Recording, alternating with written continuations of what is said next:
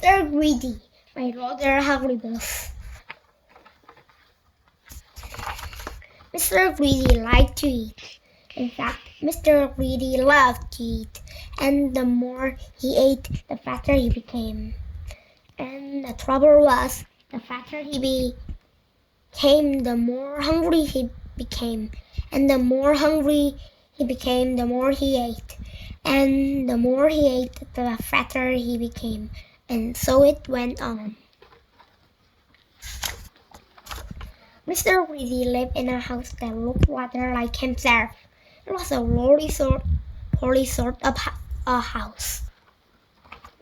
One morning, Mr. Greedy awoke rather earlier than usual. He'd been dreaming about food, as usual, and that had made wake him up feeling hungry as usual. So Mr. Greedy got up, went downstairs, and ate the most enormous breakfast. This is what Mr. Greedy had for his breakfast: toast, 2 slices, cornflakes, 1 package, milk, 1 butter, sugar, 1 bottle, toast, 3 slices, eggs, 3 boiled, toast, 4 slices, butter, 1 dish, marmalade, 1 pot.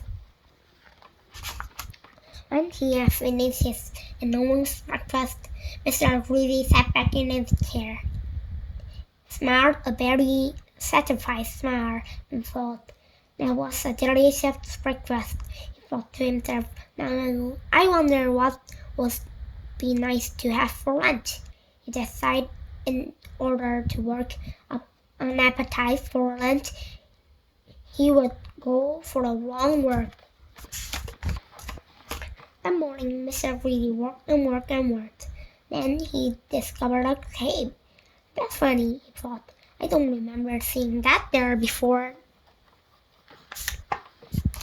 Mr. Greedy, being a curious sort of fellow, decided to explore. He entered the dark cave. Inside he discovered some giant steps leading upwards. Mr. Greedy, being a curious sort of a fellow, decided to climb them. They were very steep and difficult to climb, but with much hopping and popping, Mr. Greedy climbed up and up.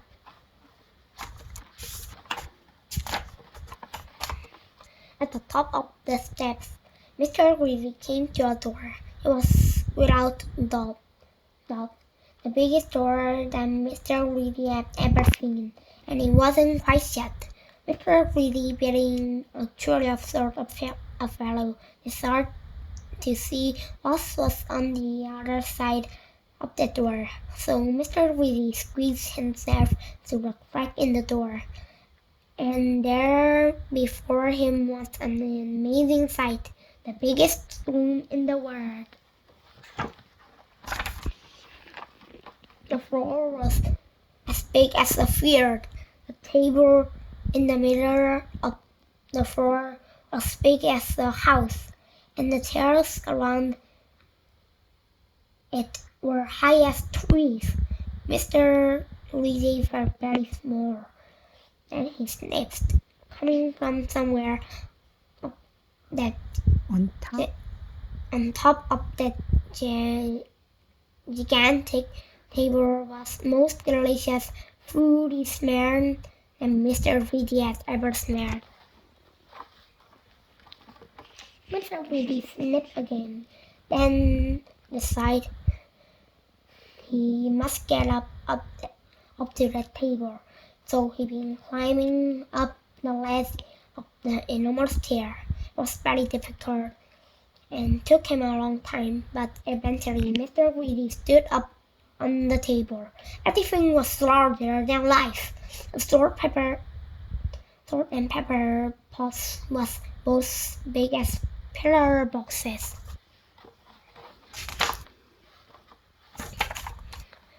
There were a bowl of fruit on the table, and Mr. Greedy tried to lick one of the oranges.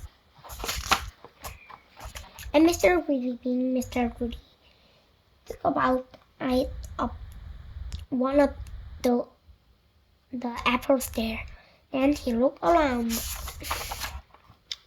On the on the other side of the table stood source of that delicious smell, a huge, enormous, gigantic colossal plate, and on the plate were huge, enormous, gigantic colossal sausages the size of pillows, and huge, enormous, gigantic colossal potatoes the size of beef balls, and huge, enormous, gigantic colossal peas the size of cabbages.